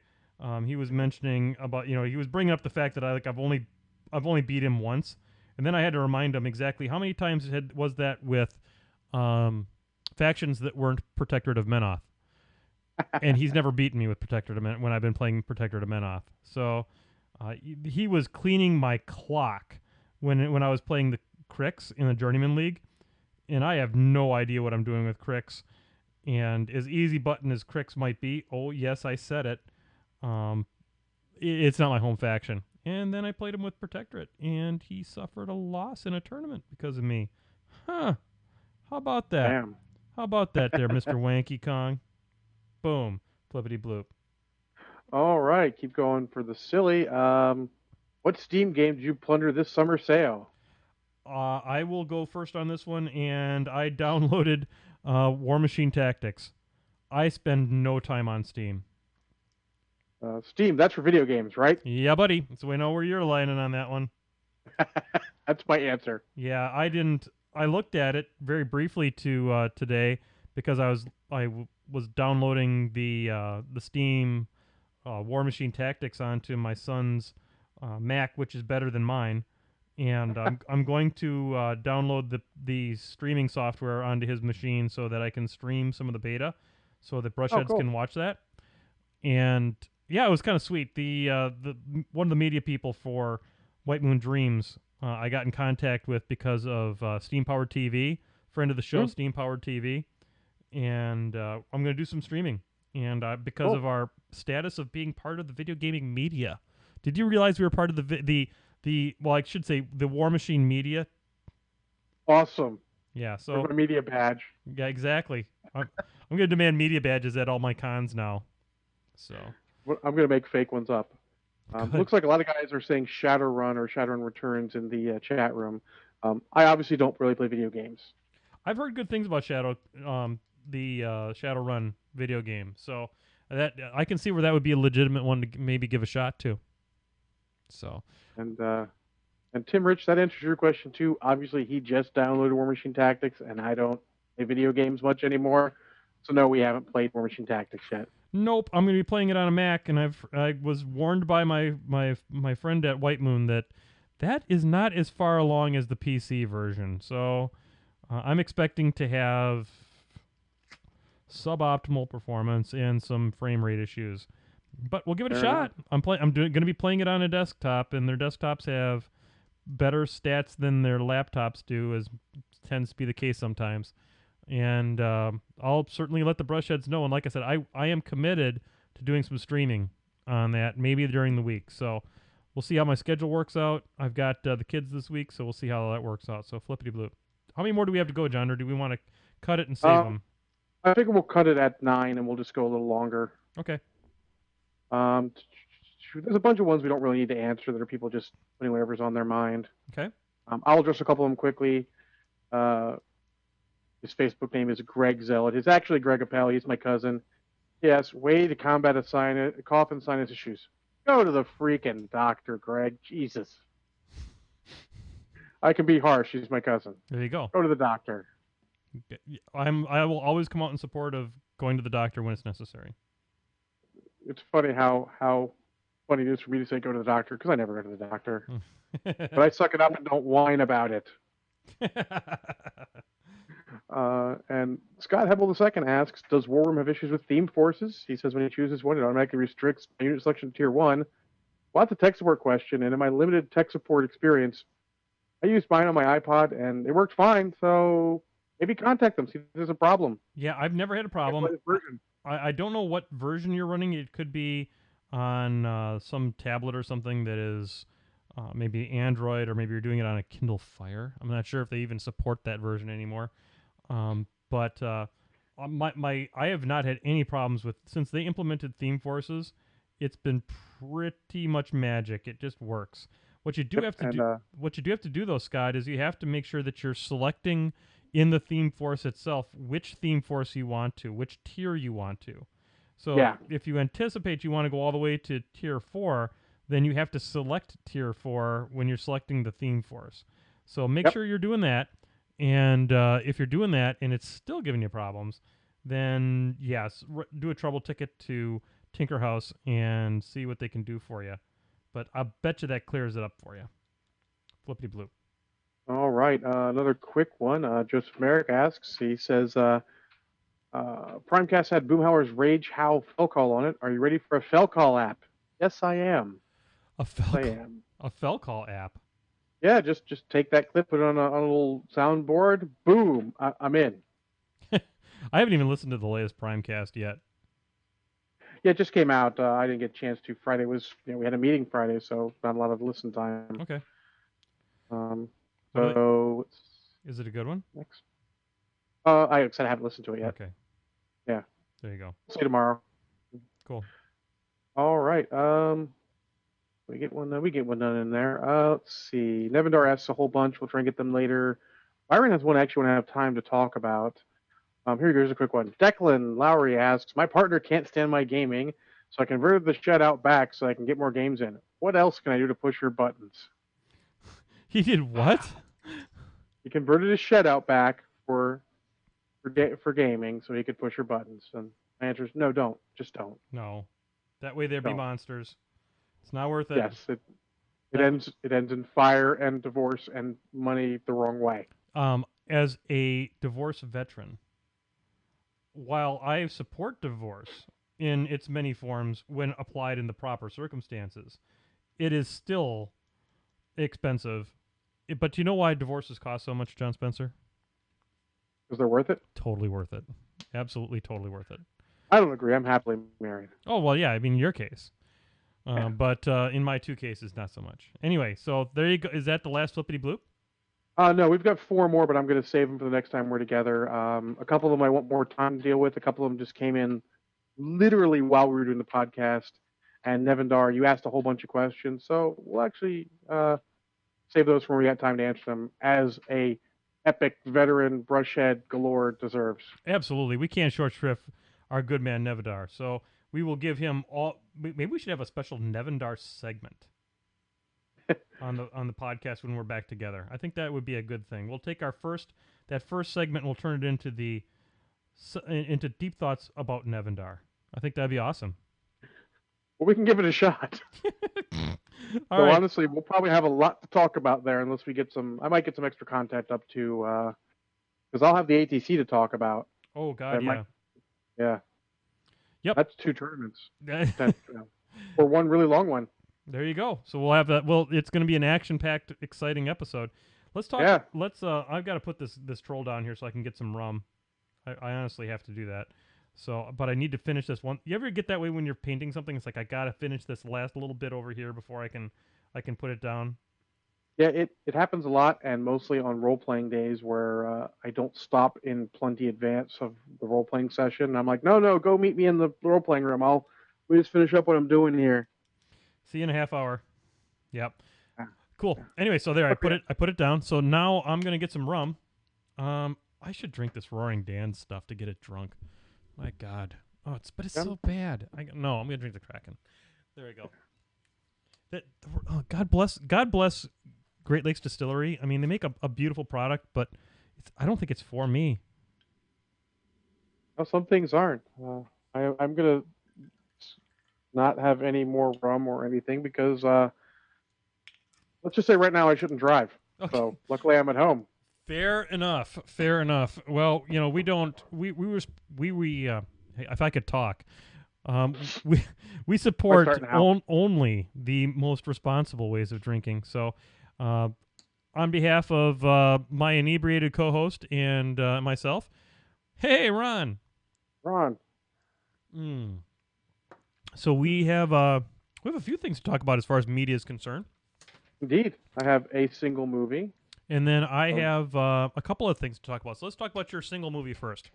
My single movie. Let me get rid of that. That can go away. So, I watched The Three Musketeers from, I think it was 2012, might have been 2013, but the very recent one. Okay, so it's not the one with like Kiefer Sutherland in it and stuff. No, funny enough, apparently my wife has not seen that one, so I'm going to have to get that eventually so she can see it. Interesting. Yeah, I've seen it. I enjoy it. I apparently, thinking about it, apparently I really like Three Musketeers because I've seen quite a few of their movies. They tend to get cycled around a lot. I mean, it seems like there's a lot of people that get into the whole. And there's so many ways they can take it because you get a little heavy on the comedy. Yep. Which is sort of the Disney version. Mm-hmm. Mega serious, which is like The Man with the Iron Mask. Yep. Which, great movie. May review it in the future. But, spoiler alert, that's a great movie. And then you get Three Musketeers from a year or two ago, which Bowie put it as, it's a sort of steam, he put it as a sort of like the steampunk A-Team. Okay, wait a second. I got to hear about this.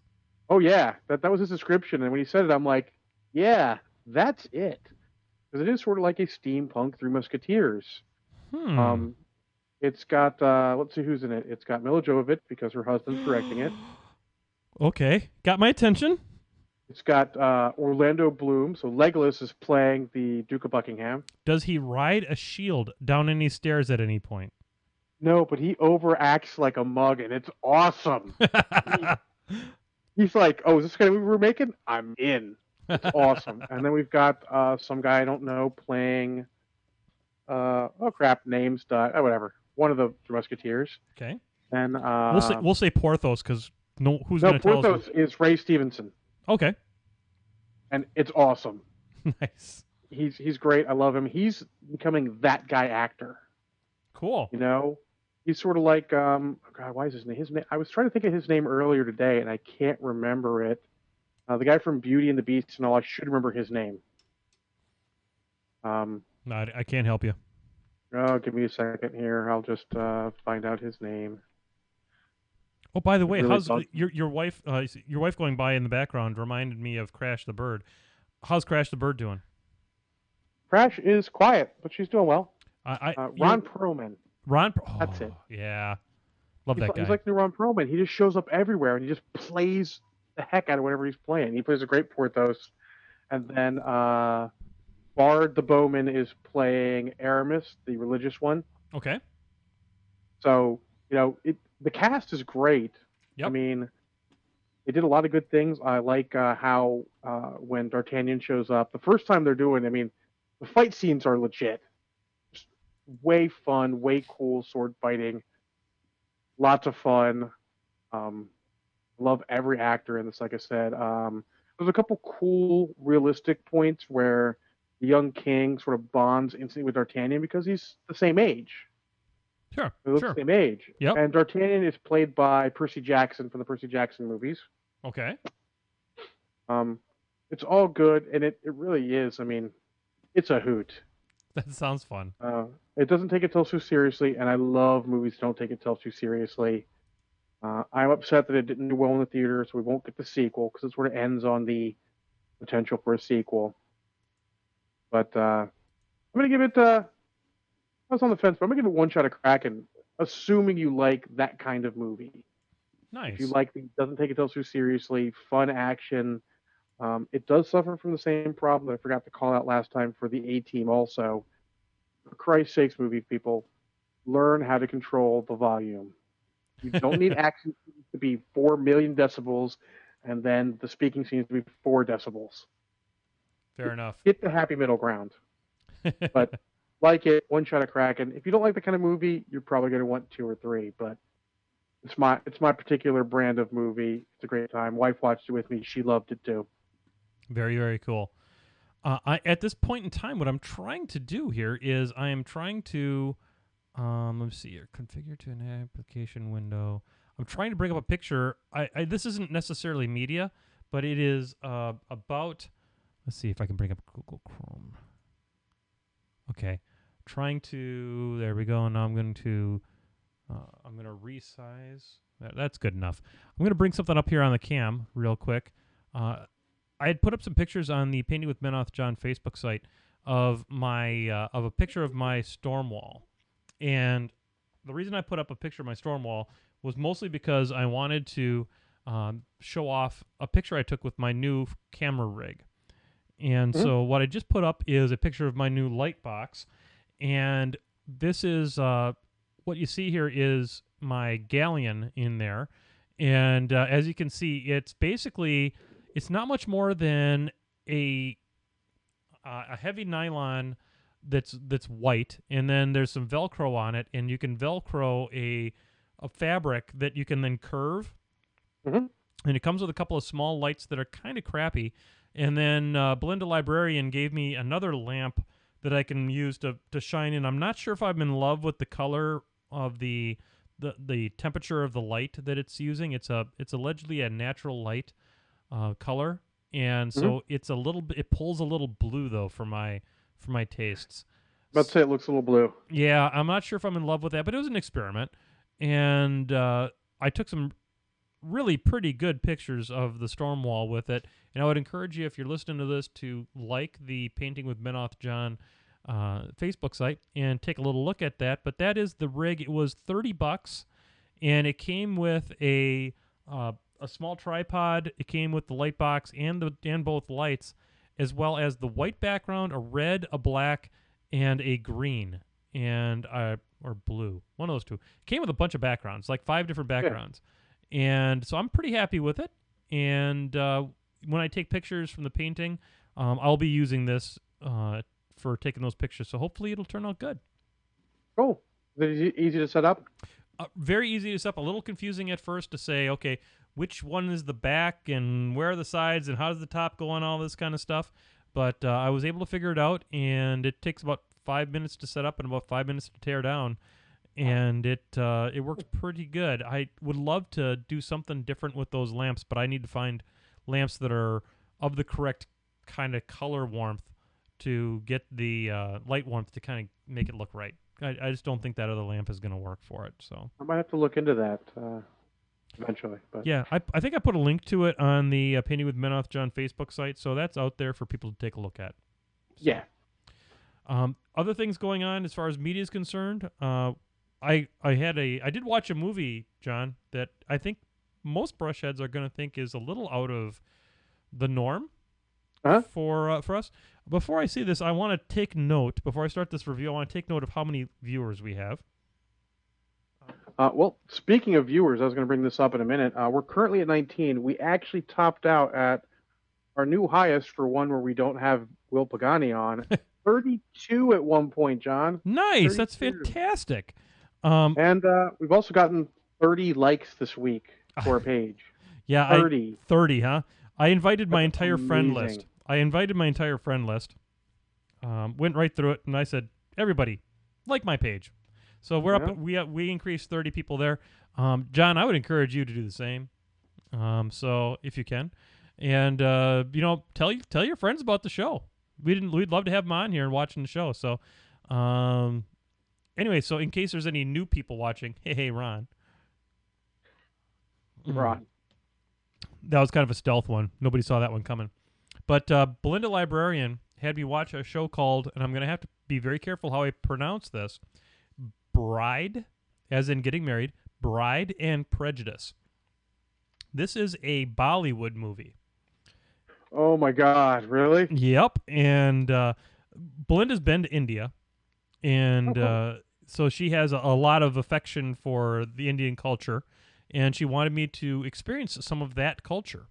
And this is a retelling of the Pride and Prejudice story in a what can only be described as a very uniquely Indian way. It's almost a musical. A lot of theirs are, from what I understand. Yes, that was something that Belinda told me about when we were watching the show, and it was very well done. The actors, while maybe not great, I thought they did a fine job. They told there was some good comic relief in it. There was I was able to glean a little bit regarding sort of the culture as far as what they consider to be important. As far as the actresses are always played very virginal. There are always there's like no kissing or anything, let alone any full frontal nudity or anything that might otherwise be wonderful. And but it was very well done. It was kind of a feel good kind of a movie, and I would give it no more than one shot of Kraken, because every now and again, John, you gotta watch just kind of a feel good happy movie. And I think that's what this one was. Now, I'm not going to tell all the Brushheads to rush out there and try to find their Bride and Prejudice. It's available on Amazon. You got to spend like $3 to see it. It might be worth $3, but unless you want a romantic comedy, it's probably not worth $3. But if you had a shot or two of Kraken, it might be worth $3.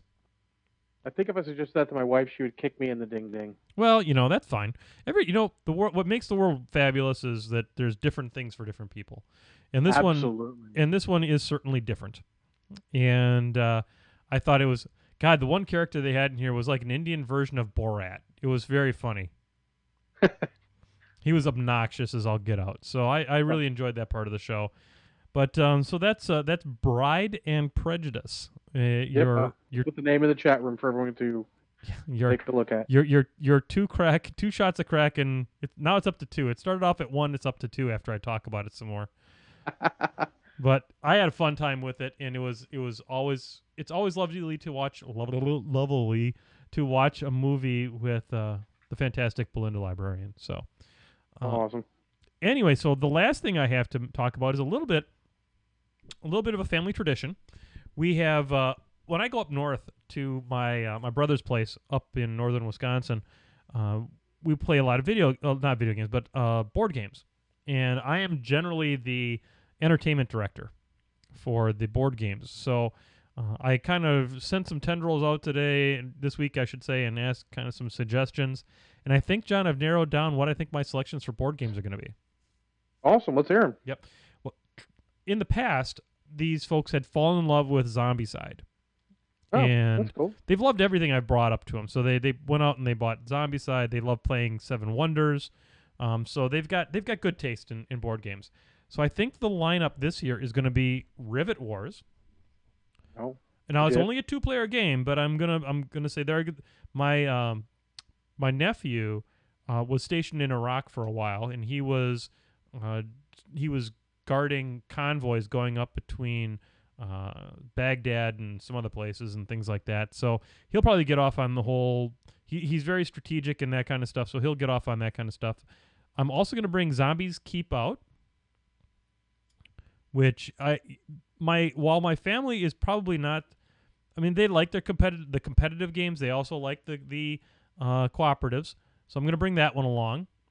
And then we're going to bring, I think I'm going to bring Rampage, which is a dexterity game where you are playing kaiju and you're dropping the pieces onto buildings and making them explode, and it's a very physical game, and you can blow over buildings by putting your chin down on your little monster and physically blowing the pieces off of different buildings and stuff.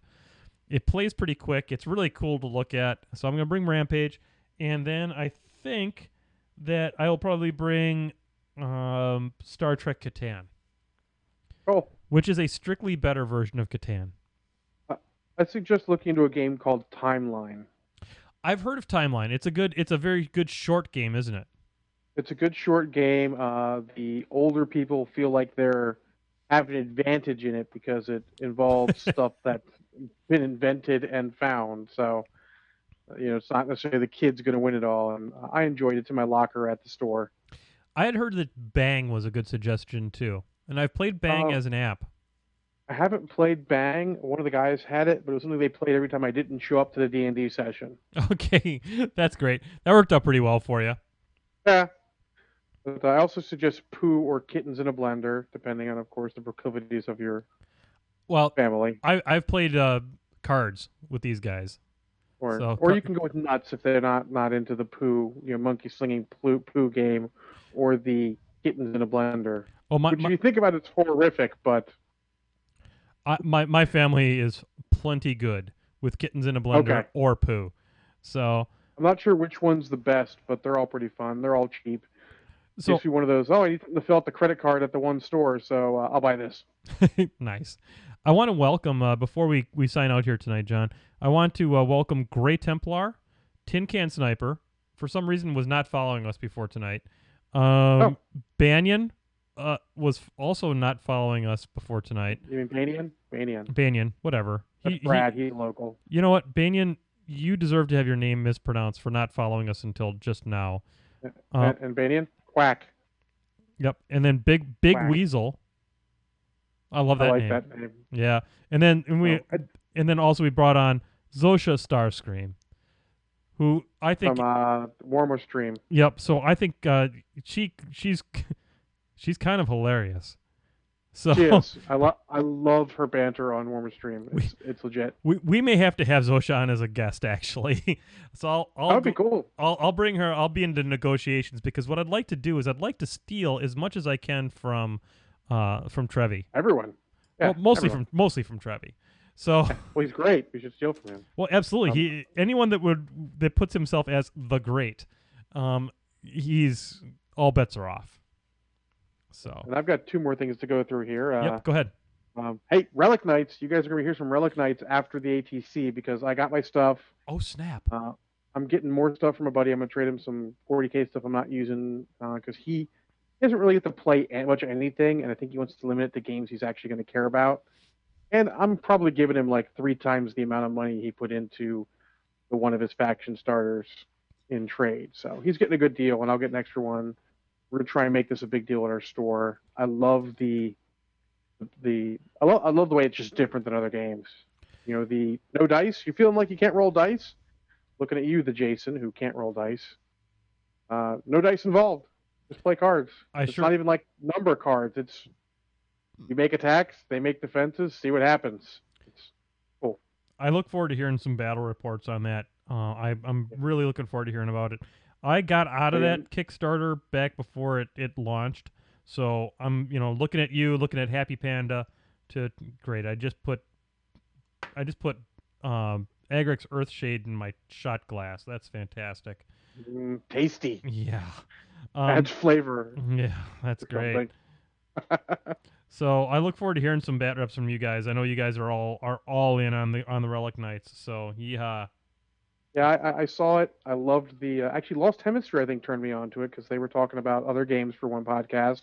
I think I was on the show back that long ago. That's how long ago that thing is taken to fulfill. It might have been, but you guys were talking about other games. I'm like, that's interesting. I took a look at it, showed my buddy who's really into anime. He was in, and we're like any gaming group, you've got the guys who are the focal point. And if you get all the guys focal point in, other people jump in. Yep. So we get quite a few people at the store, and we're going to try and teach everyone else how to play, see if they want to play, see how it goes. I've heard some bad things with the models, but I think it's just people being overly critical. Yeah. We'll see when they actually try to paint them. Hey, once upon a time, War Machine probably was just in this exact same state. Yeah. Well, they said some bad things with the faces. I think I looked at a couple faces. I think it's that they don't have a lot of extra detail, but I think that just means you have to do more than just wash it and call it done. There you You have go. to hold on. You have to highlight it too. I know it's crazy talk. Oh, snap. Little highlight on the nose. Make the cheekbones prominent yourself. You can't always sculpt it on there. I mean, they're probably not getting the best sculptors. I mean, they kind of had to rush to get everything to us in an unreasonable amount of time. I'm not going to call it reasonable because it was a long time, but Frankly, that thing blew up. I think way beyond where they thought it was going to be too. oh yeah, yeah. I'm not disappointed. I mean, honestly, they had another 2 weeks to get it to me because I don't care until after ATC. It's cool to have the book able to read, but until ATC hit, I'm War Machine because if I start looking at another game heavily, I'm gonna lose focus. There I you got go. a team to support. I see what you did there. You're going to lose I focus. got to pop Banian on my back and carry him across the line. Bowie can hold his own, but I got to carry Banian across the line there. Oh, snap. He needs my help. Well, but that's that. And then the other thing I want to bring up is Tin Can Sniper. Tin Can Sniper, you obviously know who I am because you call me Spence, but I haven't been able to figure out who you are. So you should message me somewhere and let me know who you are, so I'm no longer feeling slightly creeped out. You know me and I don't know you. It's kind of creepy. Friends don't creep each other's friends out. There you go. Yeah. So cool, man. Yeah. Does that mean we've gotten to the end of another episode of Painting with Menoth John? Another extra super long special episode of Painting with Menoth John. Well, it happens, buddy. It just absolutely happens. So I've had a great time, and just to remind everybody, we're going to be gone for a couple weeks here, and we'll be back not next Sunday, but the Sunday after that. For I'm going to start the music, John. We're just going to go ahead and start it, so you can do it. Come on, you dirty son of a buck. There we go. Hello, I'm Menoth John, and I'd like to welcome you. First of all, let me take just a I love that part where I put in my own voice. Yeah, I got ego problems. I got some real ego problems, but It's legit. John, I'm another hour and a half plus almost 2 hours has slipped through our fingers. We'll be coming back in a couple of weeks. We'll be back to the 7 o'clock time slot when we come back, and we will be all over that on announcements as far as on Twitter and on the Painting with Menoth John Facebook page. If you are not liking that, we are only 2,000 or so, probably more than 2,000 likes behind Chain Attack. I'm sure we can catch them. I believe in the Brushhead Nation. And, get out there and have a wonderful couple weeks. Enjoy Independence Day. If you're not part of the United States, celebrate our independence anyway, because somebody should. And have a great couple of weeks. Have a wonderful one, and we'll talk to you later.